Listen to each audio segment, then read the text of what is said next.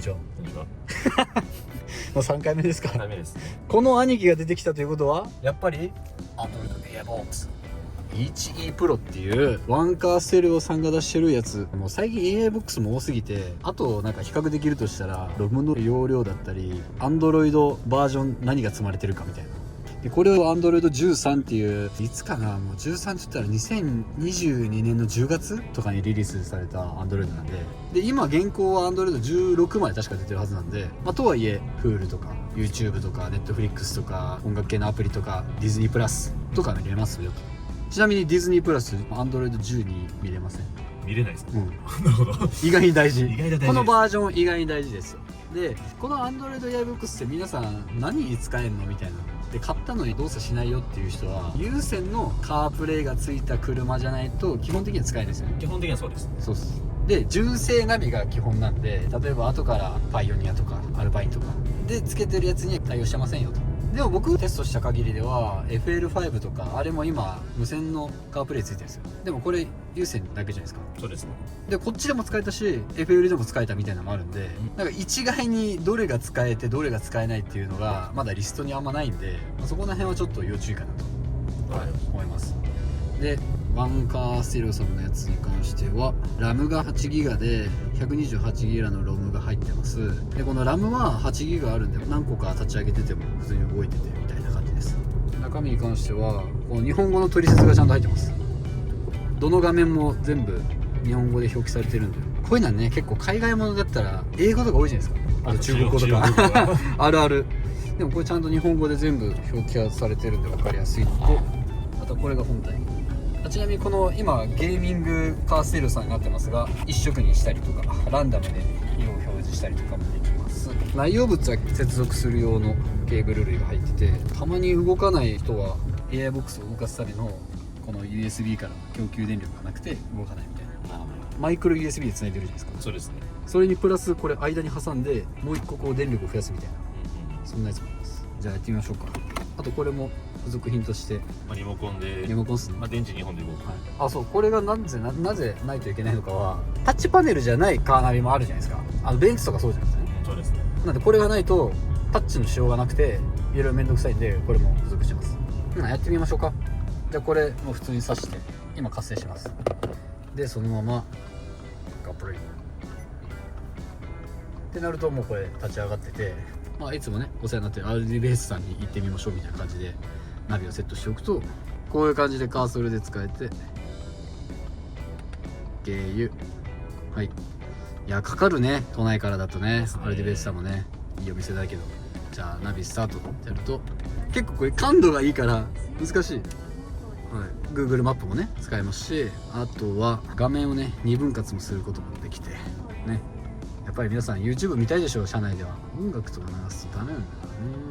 せっかくだったら地方 GTP にしよくか。今のね AirBox も頭いいから。オーマイガー。やばい音がした。3km 道なりです。そうじゃない。それは違う。ちょっとそれはネタだけどさ、おもろいけど。近尾路 TV すごいね今のやつ。一文字も間違えてなかったよ今。はい、例えばこうやって押しておくと、これかな、これで設定しておけば YouTube と Google マップ保存しておくと、これでホーム画面みたいなの追加しておけば2画面分割もできますし、小さくこの YouTube の画面を表示するみたいなこともできます。あとどうだろうね、この Android AirBox のいいところっていうと、反応も普通にいいし、あんまり熱くならないね。これもそうですね。これ相当熱いやつも今まであったんで、放熱性もかなり大事かなと。昔使ったやつこれ熱くなりすぎてフリーズしました。僕のもそうです。それね、はいはいはい、隠しといて。基本的なものは全部使えちゃうから、やっぱ遠出はいいっすよね、こういうのは。遠出で Netflix とか YouTube 見れるのは結構大きいです。そうなんですよ。あくまでもドライバーは見ちゃいけないかもしれないけど、助手席の人だったり、じゃあ後ろにお子さんがいた時にね、ずっと音だけとかナビだけでもやっぱ辛いじゃないですか。暇ですからね。この車はないけど、よく後ろにエルグランドとかだったらモニターがついてるあるじゃないですか。そこも一応これ HDMI のポートがあって、それをつないで後ろからもちゃんと楽しめる設定になってます。日本三大の大手キャリアの SIM を挿してテザリングしなくても使えるようなこともできます。AI ボックスもいろいろ出てるけど、やっぱり新しいやつって動きもいいし、 Android のバージョンも新しいし、新しいやつは良さがあるなと思って。どうしよう、でもこれさ、純正ナビでここまでできちゃったら社外ナビがあんまり必要なくなってくるそのレベルだよね。あとなんかタブレットみたいなやつも必要ないかなと思うぐらいまあこれ1個で十分かなっていう気がします。でしょ。だってこれあったら正直名古屋ぐらいまでも全然いけちゃうよ。全然いけます。映画見ればいい話なんで。そうっす。あと携帯でフォルダーとかでガラスとかに映してると基本的には同方法的にはまあ基本ダメじゃないですか。基本携帯見てること自体がダメなので、危ないしね。まあそれでそういう道突っ込んだりしますからね。いや本当にこういう車になれると、もう後でほら純正ナビのさ、例えば3号だったり、まあ、フェラーリだったりしてもちょっと物足んないよね。遠出するときまあに。もうちょっと機能が欲しいなっていう感じはありますけどね。でしょ。まあそうね。正直ネットフリックスだったら永遠に移動できんだよなまあそうですね。まあと YouTube？ それで YouTube あればとりあえずなんとかはなるんで。あ、それか。あ、そうね。